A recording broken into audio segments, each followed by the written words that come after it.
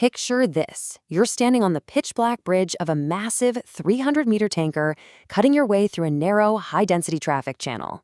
The radar is totally cluttered, a heavy fog is rolling in, and then suddenly you spot a strange configuration of lights dead ahead. And the scariest part? It doesn't match a single thing in your standard training manual. Is it a specialized fishing fleet, some kind of covert naval exercise, or maybe just a local ferry following some obscure municipal rule you've literally never heard of? Your heart rate spikes. In an environment like this, hesitation is incredibly dangerous, but making the wrong assumption, that is deadly.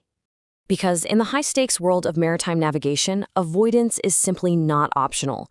A single misunderstanding of where and exactly how the rules of the sea apply can lead to a multi-million-dollar disaster, massive environmental ruin, and most tragically, lost lives. Every single move made out there on the water is governed by a very strict legal foundation. And your survival? It depends entirely on understanding the ultimate baseline of those laws. Welcome to this explainer. Today we are going to decode exactly what that baseline is by looking at COLRG Rule 1, Application. I want you to think of this not just as a basic introduction, but as the actual constitutional foundation of the sea. It's the framework that dictates survival, liability, and international navigation all at once. By the end of this explainer, you're going to know exactly how to interpret the boundaries of these rules, making sure you are never caught off guard in a legal or a physical collision. Here is our roadmap for today. First, we'll cover the global baseline. Then, we'll navigate through local dangers, decode fleets and traffic schemes, look at the outliers, and finally, put you right behind the examiner's desk. All right, let's jump straight into Part 1, the global baseline, which is governed by Rule 1A. So, Rule 1A establishes absolute geographical jurisdiction. It explicitly states that the COLREGs apply to all vessels upon the high seas and in all waters connected to them that are navigable by seagoing vessels. The sheer scope of all vessels here is honestly staggering. We aren't just talking about massive, ultra-large crude carriers. The law applies to absolutely everything on the water. We're talking naval warships, entire fishing fleets, weekend pleasure yachts, right down to the tiniest wooden rowing boat. It even covers seaplanes or wing and ground craft operating on the water.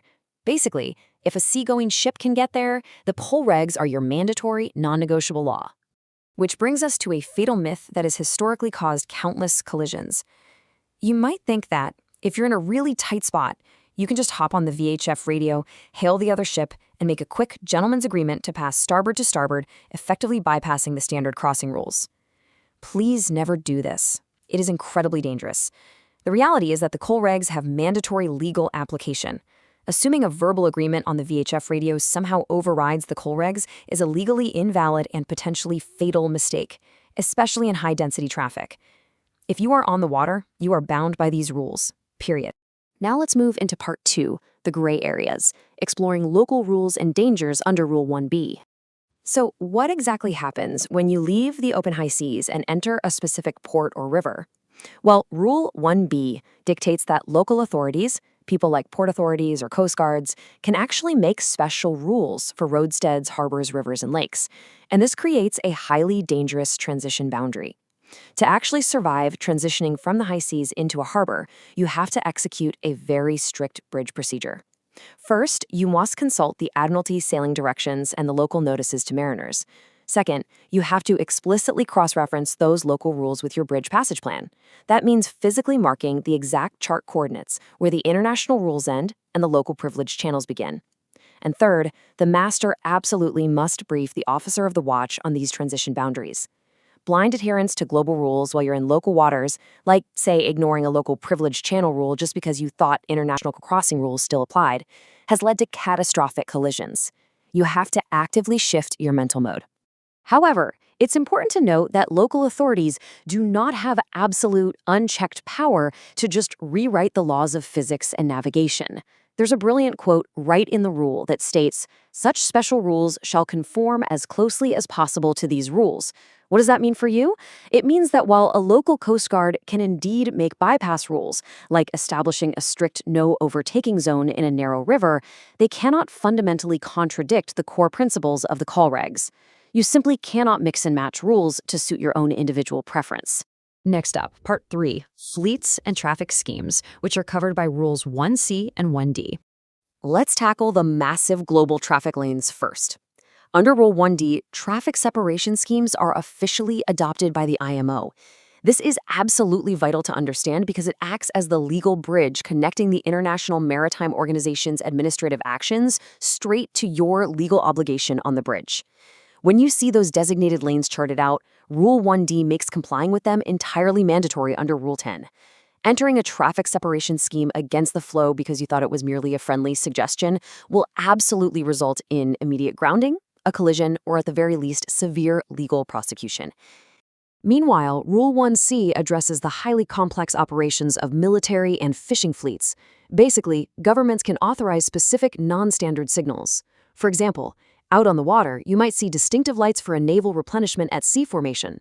You might see convoy station-keeping lights, specific shapes for fishing fleets that are coordinating a massive net haul, or even pulsating red lights for a submarine's man-overboard system. But here is the catch. These additional signals must be designed so they cannot possibly be mistaken for standard COLREG signals. If you are ever on watch and you see a signal you cannot identify, exercise extreme caution. Treat it as a vessel not under command or a direct, immediate danger and act accordingly. That leads us to Part 4, the outliers, dealing with special construction under Rule 1E. So what happens when a vessel's physical design makes following the standard rules literally impossible?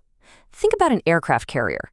Because it has that massive, flat flight deck, its superstructure, the island, is pushed entirely over to one side. It is physically impossible to place a masthead light on the true centerline like the standard rules demand. Or consider a submarine, where the forward masthead light might actually sit lower than the side lights. Well, Rule 1E provides the legal workaround for these vessels. It allows for equivalent compliance or alternative arrangements simply because they physically cannot meet the standard prescribed geometry. But they can't just slap lights wherever they feel like it, right? These outliers must carry specific, official documentation from their flag state. This certification is crucial. It proves that their unique physical setup has been officially determined to be the closest possible compliance to the standard rules. If port state control boards a uniquely designed vessel and they lack this specific documentation, they can be detained indefinitely, no exceptions. Finally, let's bring it all together in Part 5, the examiner's desk, where we look at master mariner traps. Let's shift our perspective for a minute and look at this exactly how a maritime law examiner does. There's a specific ultimate trap that catches out countless students and even seasoned officers during oral exams, and it comes down to starkly contrasting these two sub-rules. Rule 1C is strictly about additional signals. Think extra lights or shapes layered on top of the standard requirements for naval or fishing operations.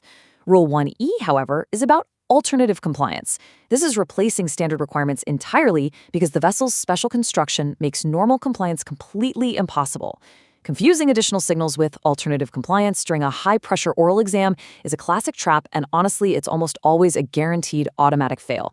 So to make sure you never fall into that trap, and to help you perfectly recall every single subsection of Rule 1 under extreme pressure, you need a memory anchor. Memorize the acronym All Local Signal Traffic Exemptions. A stands for application and the global scope under 1A. L is for local rules and harbors and rivers under 1B. S represents the special additional signals for the military and fleets under 1C. T is for traffic separation schemes and IMO authority under 1D. And finally, E is for exemptions and the equivalent compliance for special construction under 1E. Burn this acronym into your mind, and the very foundation of maritime law will always be right at your fingertips. At the end of the day, Rule 1 is the ultimate safety net. It ensures that we all speak the exact same language out on the water, whether you're navigating the deep ocean or a ridiculously crowded river delta. Knowing these rules inside and out isn't just about passing a maritime exam. It is fundamentally about coming home safe. So I'd love to know, which COLREG rule or maritime law mystery do you want us to decode in our next explainer? Let us know. And if you found this deep dive valuable, make sure to subscribe so you never miss an explainer. Until next time, smooth seas and keep a sharp lookout.